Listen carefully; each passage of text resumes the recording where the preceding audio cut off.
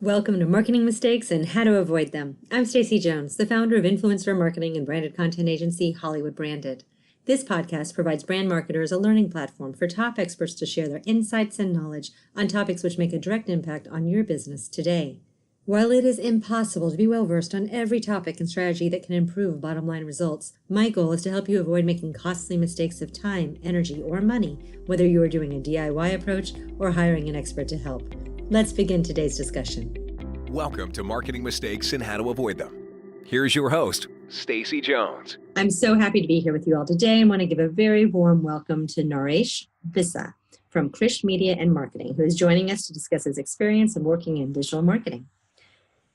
Naresh is the founder and CEO of Krish Media and Marketing, a full-service online and digital media and marketing consultancy and agency. He has worked with CNN Radio, JP Morgan Chase, Everbank, the Institute for Energy Research, Houston Rockets, Houston Astros, the American Junior Golf Association, Agora Financial, Agora Publishing, Samsbury Research, and Trade Stops. He's the #1 best-selling author of 50 Shades of Marketing, Whip Your Business into Shape and Dominate Your Competition, Podcastnomics, The Book of Podcasting to Make You Millions, The New PR, 21st Century Public Relations Strategies and Resources to Reach Millions, and Trump Book, How Digital Liberals Silenced a Nation into Making America Hate Again. He's been featured on USA Today, Yahoo, Bloomberg, MSNBC, Huffington Post, Business Week, MSN Money, Business Insider, India Today, and other domestic and international media outlets. Today, we're going to talk about the benefits of direct marketing, why marketing is not social media or word of mouth, and what qualified leads really are. We'll learn what's worked from his experience and what maybe could be avoided if you're doing this yourself and not working with an agency to help you along the way, and where other brands are missing the mark. Naresh, welcome. Wow, great introduction. It's a pleasure to be on, and I'm looking forward to talking about marketing, one of my favorite topics. Well, it's one of my favorite topics too, and I'm so happy to have you here today. Can you tell us a little bit more about you, how long you've been doing what you do, and more about your background and how you got to where you are today? I think I'm a born marketer. I think that's one of the best ways to describe me. Even though I didn't study marketing per se in college or in graduate school, I've always had an interest in marketing, and it's kind of been in me or in my blood. And I think that's really important when it comes to marketing. I don't think it's something that you can learn in school. And that's partly why I don't have a degree in marketing, even though I have 2 different business degrees. Really have a focus in marketing. But my background, I started out in media and in journalism. That's TV, radio, print, newspaper, magazine, etc., both on paper, in front of the camera, and also behind the scenes as a producer, director, editor, etc.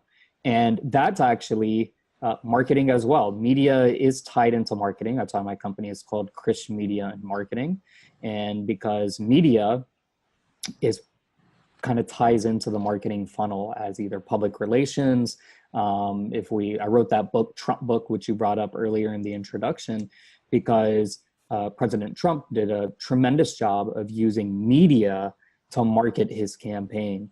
So anyway, working in media and journalism, that got my foot into the door when it came to the online and digital marketplace, because I was a journalist during kind of that convergence when old media turned into new media, and the online marketplace or online publishing was just rising. The BuzzFeeds, the Business Insiders, et cetera, were startups, just little bitty companies back then.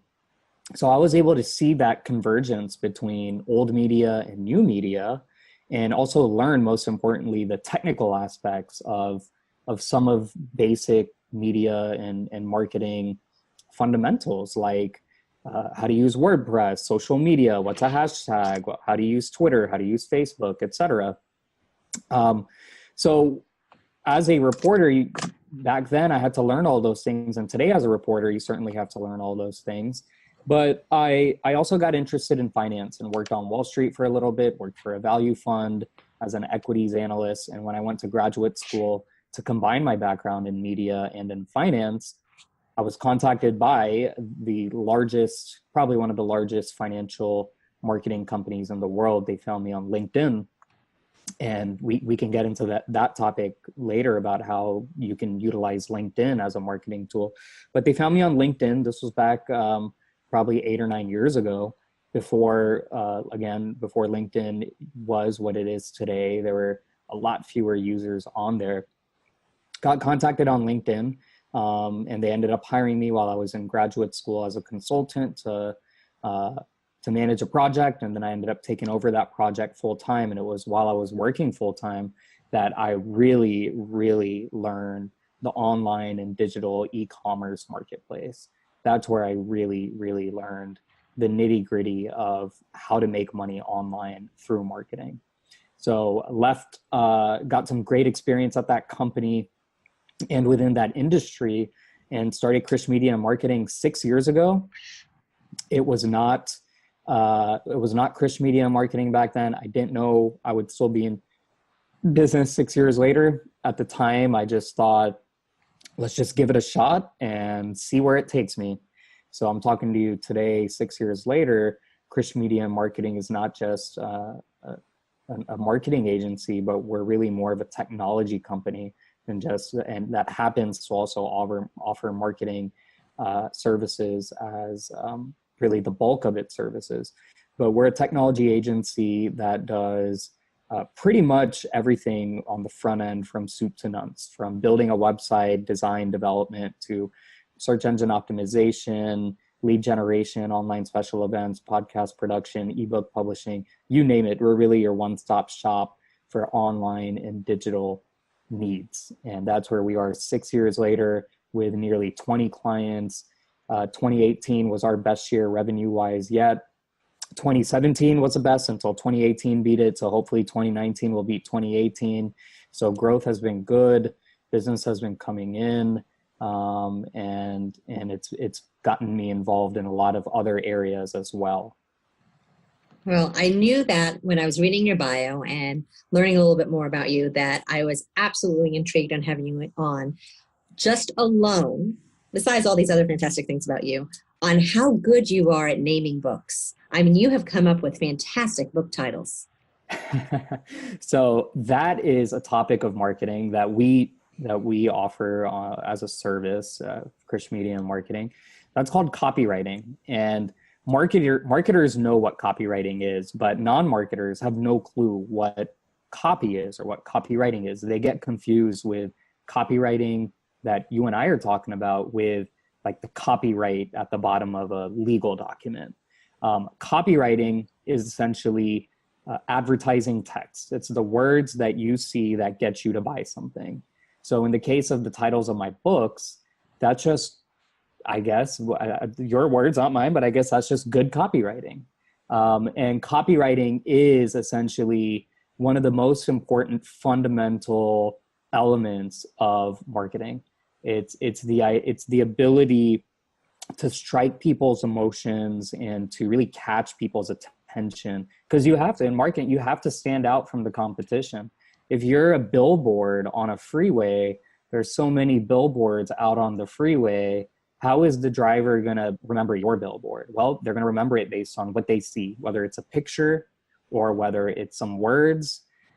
That's what sells. And 50 Shades of Marketing, one of my books, has a couple of chapters devoted to copywriting and words, emotional words that really strike people's attention. And my book, Trump Book, goes into copywriting as well, because President Trump does, whether he knows it or not, or he's doing it intentionally or not, does a really good job of using the right words to get under, either to get under people's skin or to get people to like him more and to rally people behind him.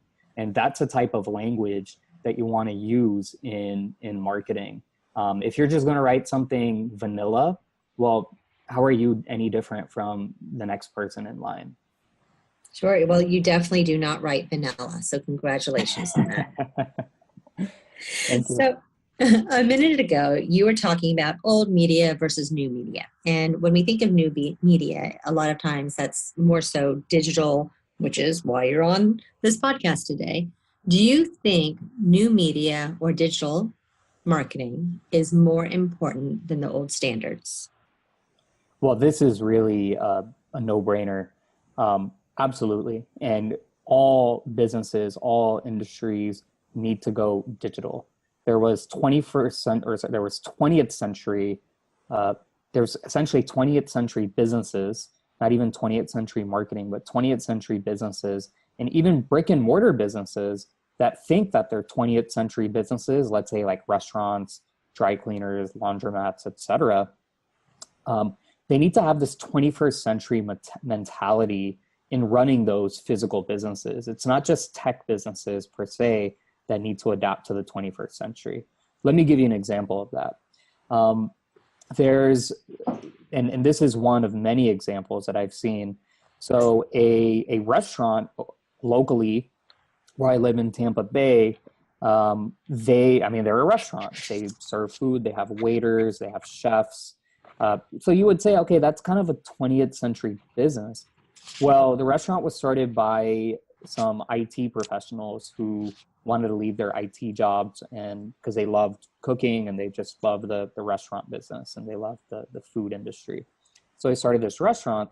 Well, they had a background in IT. And before the restaurant even opened, they had at least, I want to say 30 Yelp reviews. I don't know how they got them. I don't know if those are real or fake or whatever. But the bottom line is I knew it because I know the owner and I was able to look up the restaurant before they even opened, and they had something like at least 30 Yelp reviews, all 4 or 5 stars. They had not even opened. Well, 2 months later, when the restaurant was open and in business, I remember a group of friends were trying to decide where to go to dinner, and I recommended this place, and a couple of people took out their cell phones and said, I've never heard of it, but let me look it up. So they looked it up, and what did they see?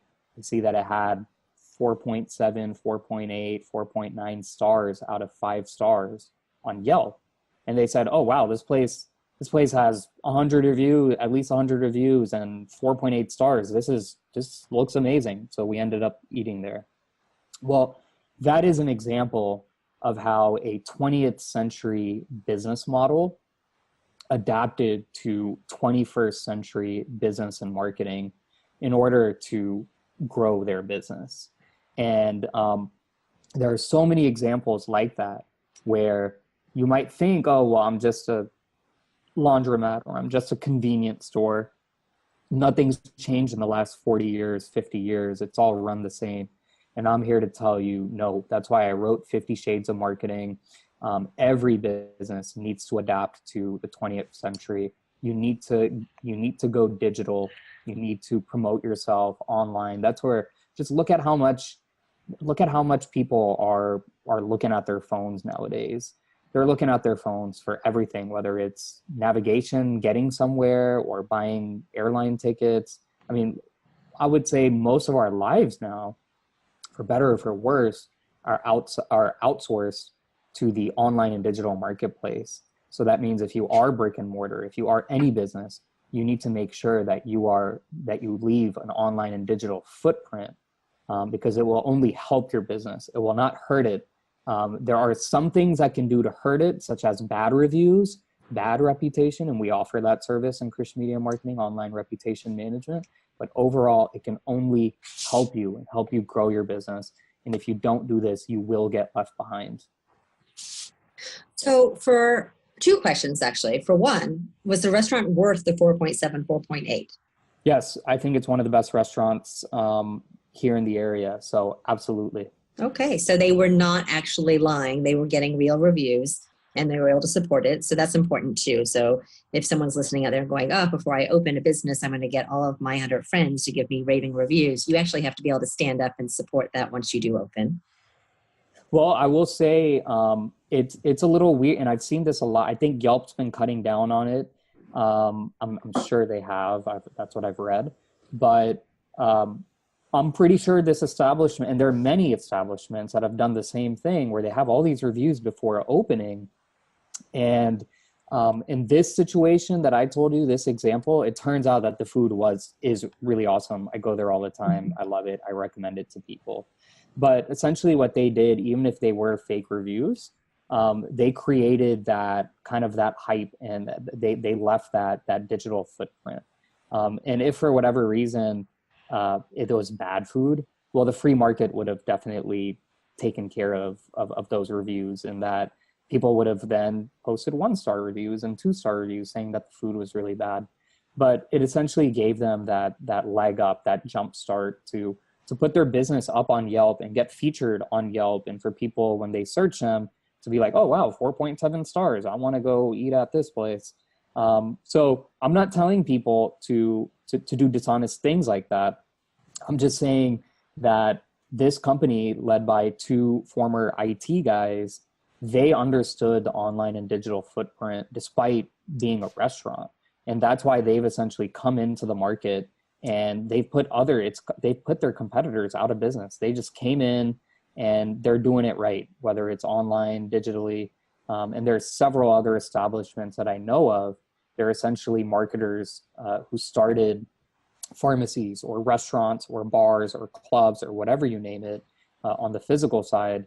And they've done extremely well simply because they get online and digital. And if you get online and digital, you will definitely steal market share in industries like, really in most industries that are still stuck in the 20th century way of doing things.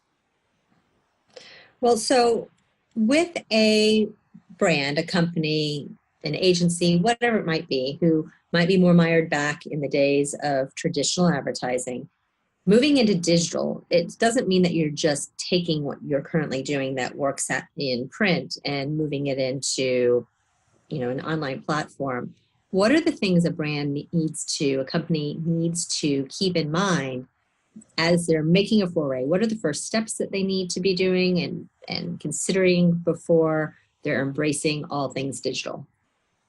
Well, the first thing a company needs to understand is, who is their client? Are they a B2B business or are they a B2C business? And most businesses who are probably listening to this podcast are B2C businesses. So they have a customer who is their client, or the customer is the person who makes the business money. And so with that being said, I think more businesses need to understand before going digital, what can I do to improve the customer experience or to engage with the customers digitally? I'm not saying physically, where I have to take customers out to lunch just to get them to keep coming back to my restaurant. Well, what we've identified, or really what I identified many years ago, is email marketing is the most effective tool in online and digital. And so what I mean by email marketing is, so many of these brick and mortar businesses, or businesses in general, even websites, they claim that they have all these customers, and they claim that they have all these visits and clicks and uniques to their sites. But then when you ask them, well, do you know who those people are? Can you show me some proof outside of Google Analytics that those are actually people of value, and they're not just coming in to go to the bathroom or just one-time customers? And so the best way you can quantify that is by capturing names and email addresses, really email addresses, even more than names. And so once you capture email addresses, and this is a way you can digitize your business, now you have a communication tool to reach out to those individuals. And you can reach out to them about coupons that you have, special newsletters, whatever it is. And I can tell you, I'm a loyal customer to various establishments simply because I'm on their email list. I'm on PF Chang's email list. I'm on other pizza places and restaurants, shops, stores, their email lists. And that's how they keep in touch with me, whether it's the email list or the app. I download their app and they send me notifications to my app. But what they've done is they've captured my information so that they can keep that open line of communication. And when they send me something like buy one, get one free pizza, or buy one, get one free, buy one entree, get one free, I act on that. I get it delivered to my inbox and I say, oh, this is pretty cool. I'm hungry today. Let's go eat at X. These are just examples that I'm sharing about the importance of capturing your traffic and capturing your customer base and then engaging with them so that you can build a long-lasting relationship to sustain your business over the long haul. And what are some of the ways you suggest in capturing the email addresses? Because, obviously not every business, when you go into it, like a restaurant, you're not just saying, here's my email, sign me up for dinner. So how do you suggest businesses go about that? Well, it depends on the line of business.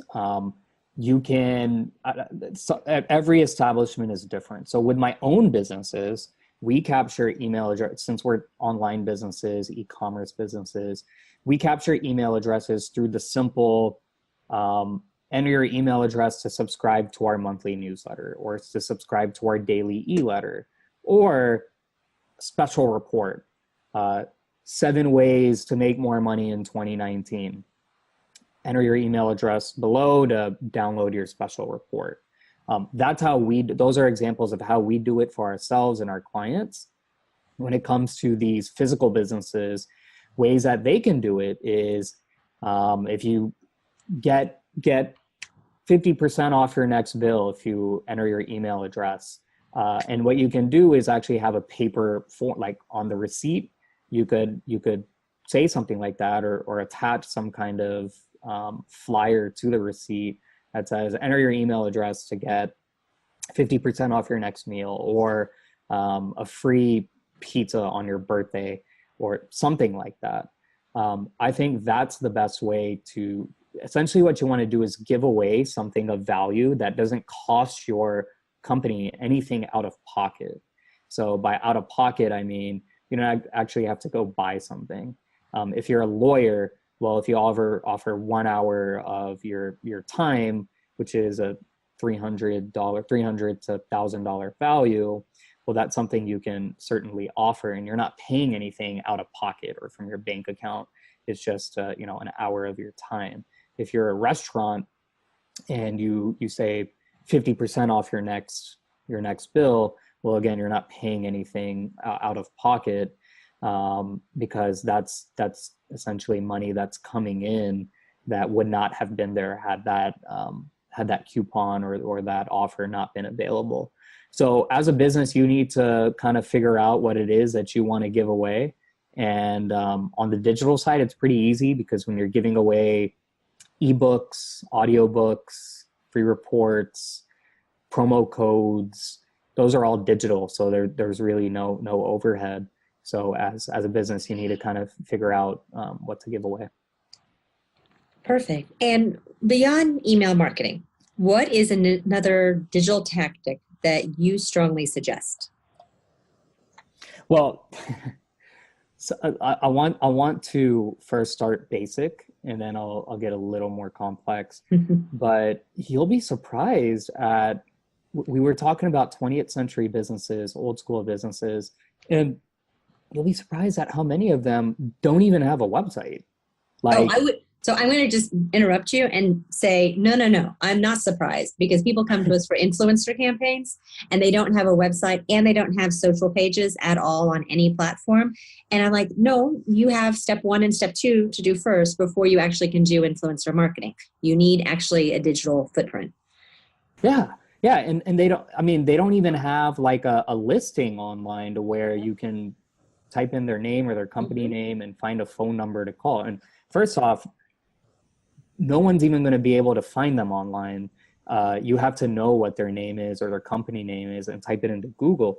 The entire point of online marketing is discovery, for people to find you somehow. So in my case, a lot of our clients have found either me or my company, obviously through referral, and that's old school. And a lot of these people who don't have websites say, oh, I get it through referral. My clients, they talk to each other and that's how I get my business.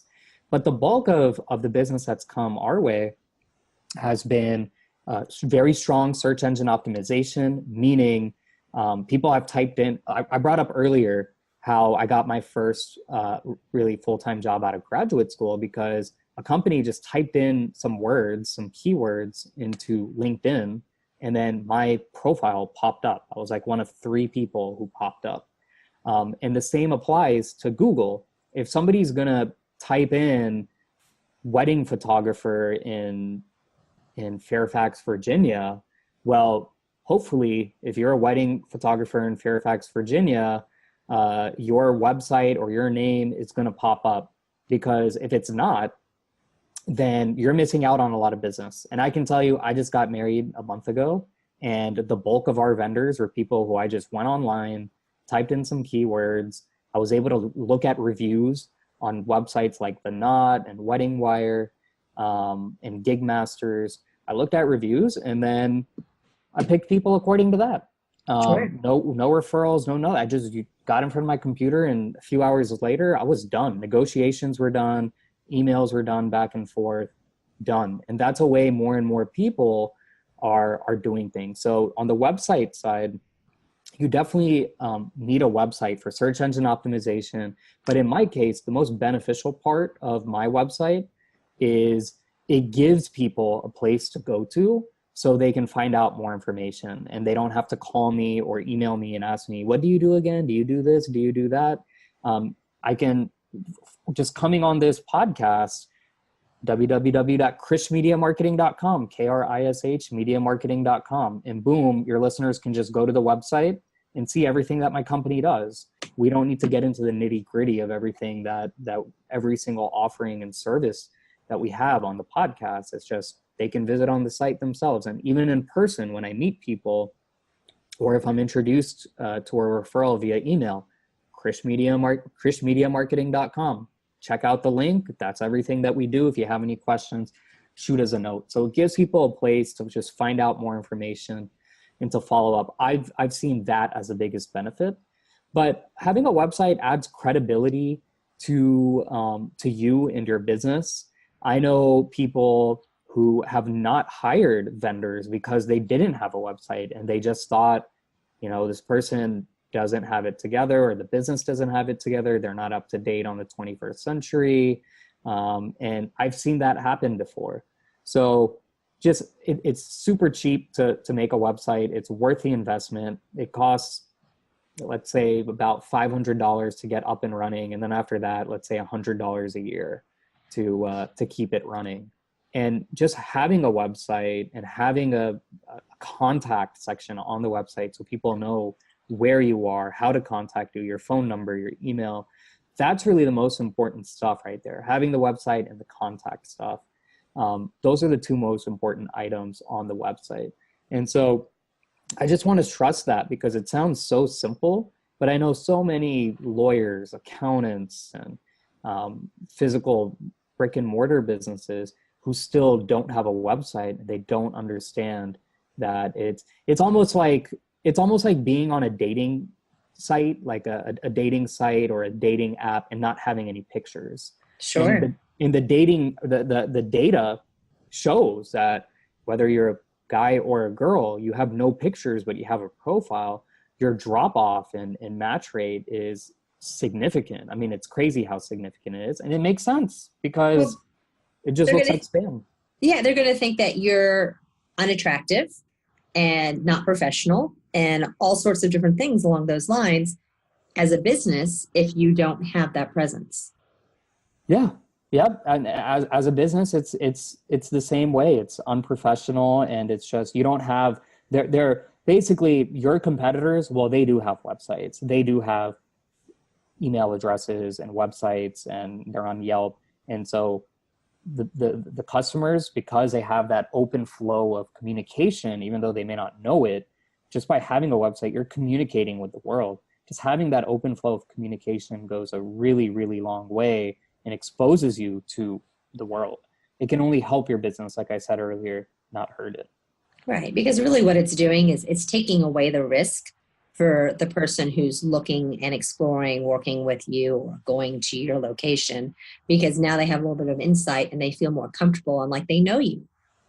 Exactly. Yep. You're absolutely right. So I think we talked about that. It sounds so basic, but it's so incredibly important.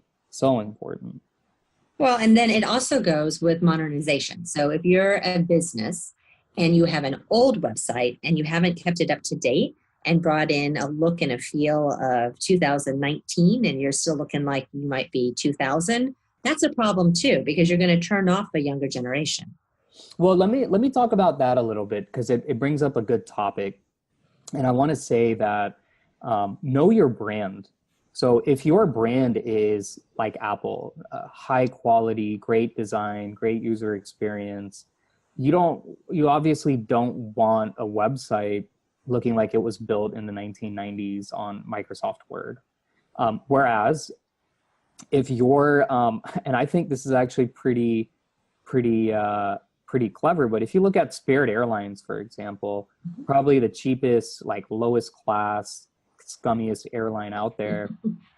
But you look at their website and it's a very cheap, scummy looking site. And I find it kind of funny because I know that they did that on purpose because it's hard to build a site like that. They're a relatively new airline. They've only been around for 10 years. And it's actually kind of hard you're not going to find templates to build a site like that.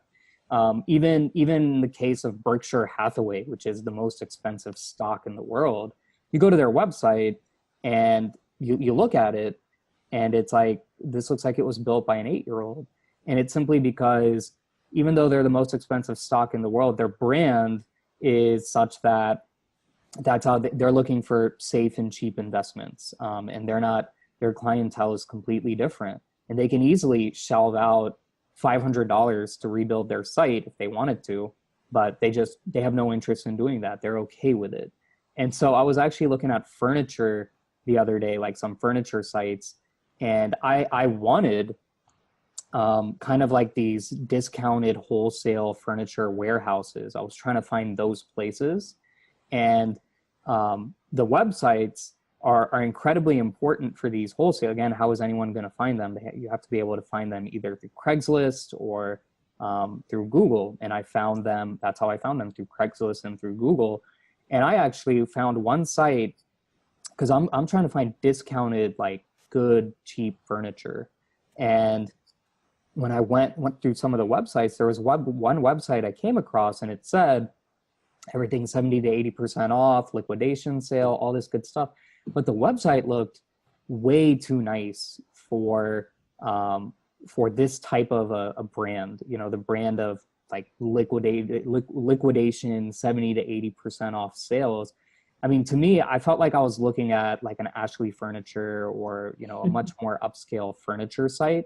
And so like the brand didn't really match up with the design. The design was just too nice, too upscale, too modern looking. Whereas the other ones, which were, kind of amateur, that's actually what I was looking for because I want 70 to 80% off the furniture. And so I just felt more comfortable looking at those and saying, well, if I go visit this furniture store, I think I'm going to get a better deal here simply because their website just makes me feel that way. Whereas the other one, it's just a little too upscale a site. And if I'm just looking for the cheapest items, well, I basically got rid of it from my prospective furniture shops. So the point that I'm making here is know your brand. If your brand is selling cheap furniture, well, make sure that your design, whether it's your logo or your site, matches up with that brand. If your brand is Apple style, high class, beautiful decor, beautiful ambience, then match it up to that. And so after the website, right, and possibly before we get to email marketing, what's the next digital tactic that someone really needs to consider and implement?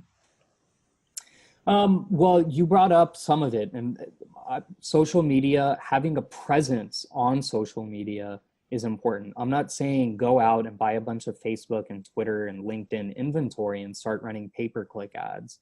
I'm not saying that at all.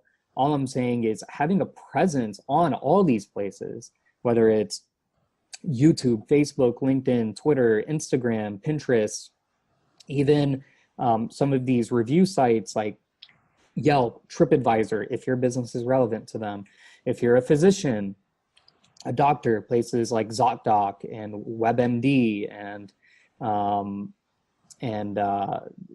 Rate My Doc. I think that's still around. But anyway, you get what I'm saying. If you're a lawyer, places like AVVO, I think it's called AVO, you want to have presences on all these different social sites, these discussion boards, review sites, social media sites, social networking. You just want to be there. It takes only a few minutes to set up profiles, upload all your artwork and descriptions, and to essentially copy and paste it across the board. But just getting up there, you have no idea how many people are going to find you. And if you end up being a popular person or a popular place, your people, your customers will do the marketing for you by writing good things about you, sharing it on their social media, etc. But on top of that, it helps you with search engine optimization. So on all these places, you need to fill out, going back to the example, like Fairfax wedding decorator.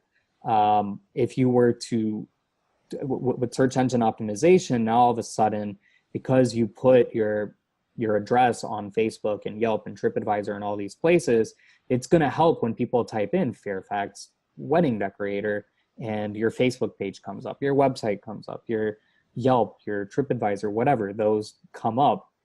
It's only gonna help you. So getting on all those platforms, I think, is like a very low cost. It costs you next to nothing, if not nothing, just to get on there. And that would be the second thing that I do after building the website. Okay, so you've built the website, you've built social platforms, and they will come, right? That's the idea. So what happens if the negative comes? You mentioned earlier that you do online reputation management. And so what happens if somehow someone has a vendetta against you and they're using now all your digital platforms to be negative? Or maybe you just had a bad customer experience and you're getting some bad responses in that regards. What does someone need to do? Well, first off, before I answer that question, I think one caveat or one misnomer is, build the website, get on the social media, and they will come.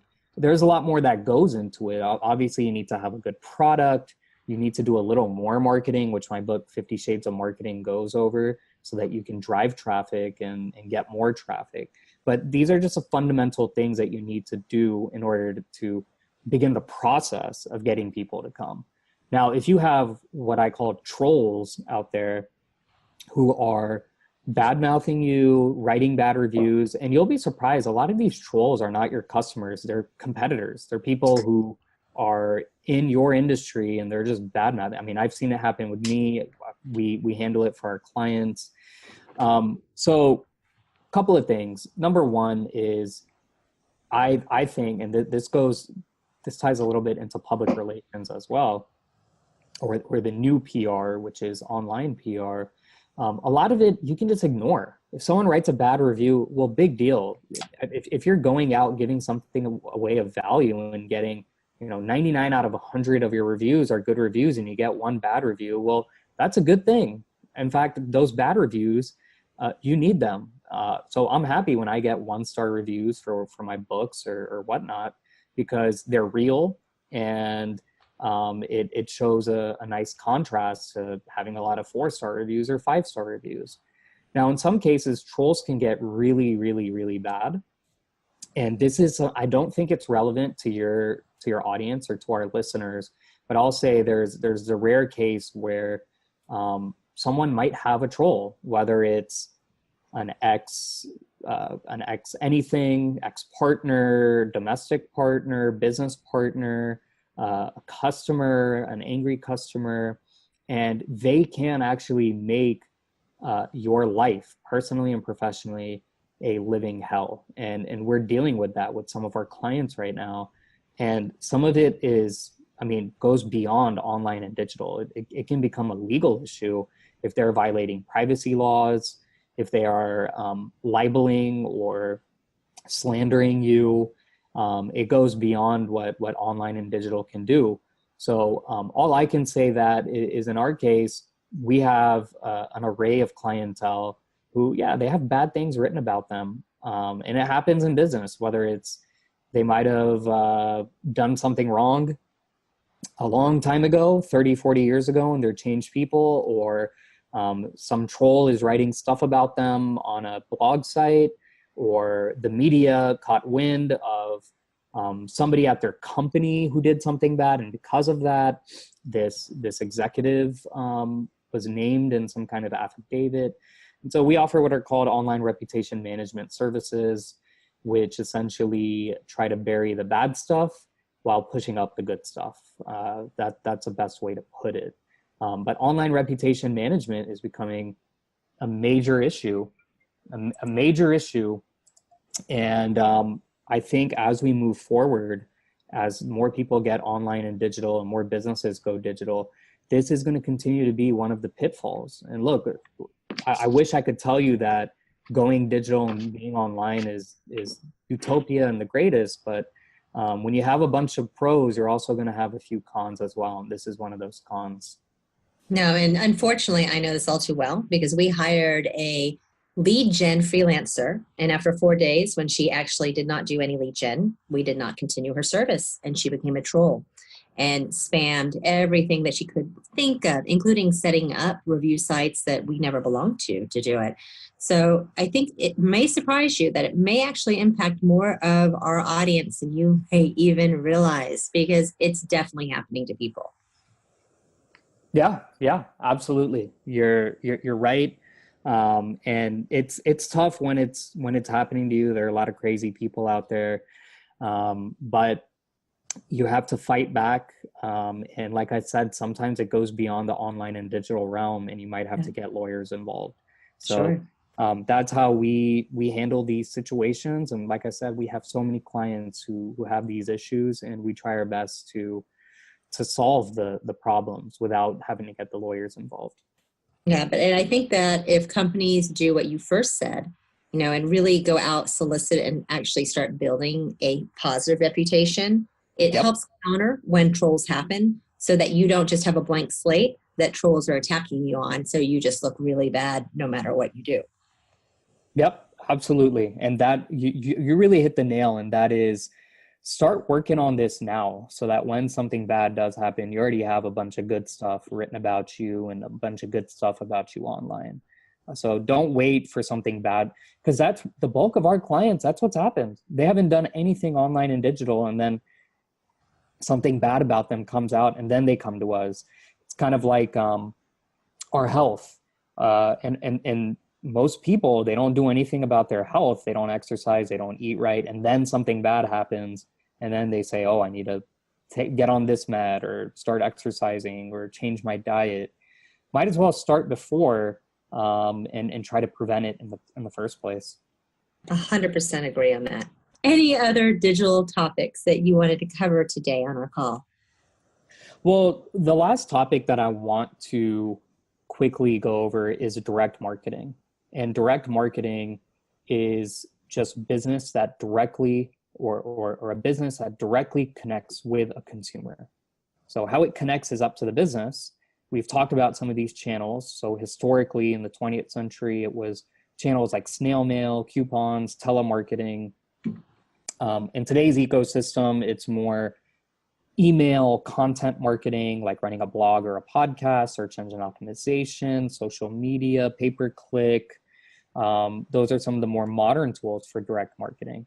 But the biggest takeaway that I want people to have with direct marketing is you want to directly connect with your consumer. So we talked earlier about build a website, create social media, and they will come, which I said not entirely true, but it's really the base and the foundation that you want before starting to run your campaigns. But when I brought up earlier, like email marketing, there I said you actually captured names and you can directly connect to those end users. With the click of one email, boom, you can send them a message to millions of people in the case of President Trump, for example, because that's how big his base is. He's worked hard to collect all those names, and if he wants to get a message out, he can just send out a tweet and it becomes a front page of the New York Times or headline news for CNN or Fox or whatever. If he sends out an email, let's say soliciting funds like fundraising, raising money. Well, within hours, he can see tens of thousands of dollars being poured in. And that's what I mean by direct marketing. I think these politicians nowadays, President Obama was the first one to utilize direct marketing. But nowadays, you look at the politicians and they're just prime examples of direct marketing. And that's going directly to the consumer and telling them to do something, telling them to vote, telling them to donate. And you can apply those principles to your own business. And so you need to just think about that full cycle of how am I going to find those people? How am I going to connect with those people? How am I going to capture their email addresses or their phone numbers or their cell numbers to text them? What am I going to send them that's going to be of value? How am I going to keep them engaged? This is all part of the direct marketing funnel that I think every business owner should think about. Which really isn't a new marketing tactic, because direct response has been around for eons of decades, and it's just more modernized now with using all of the digital channels. Exactly. So the game is still the same. The players have changed slightly, but the principles and the game are still the same. Absolutely. So talking about direct response, what would you like to call out today and have our listeners do? Well, first off, visit my website, my personal website, nareshvissa.com, NARESHVISSA, first name and last name, nareshvissa.com. Get on my mailing list. It's free. And then once you get on, just send me a note through my contact portal. Say, hey, I heard you on the podcast, and your pick. All my books are on there on the website, or you can go to Amazon and just type in my name. And tell me which book you want, and I'll send you a free copy of my book. 50 Shades of Marketing, I think, will be most beneficial to this audience and to your listeners. But all my books, I'll make them available. Just let me know what you want, and I'll be glad to send it over to you. That's a fantastic gift. Thank you for doing that for everyone. Yep, absolutely. My pleasure. Well, I was so happy to have you on today. I've learned a lot, and I have a feeling I'm going to be chatting with you some more about online reputation management. But thank you for coming on and chatting with all of our listeners today. It's been a pleasure. I really enjoyed the discussion.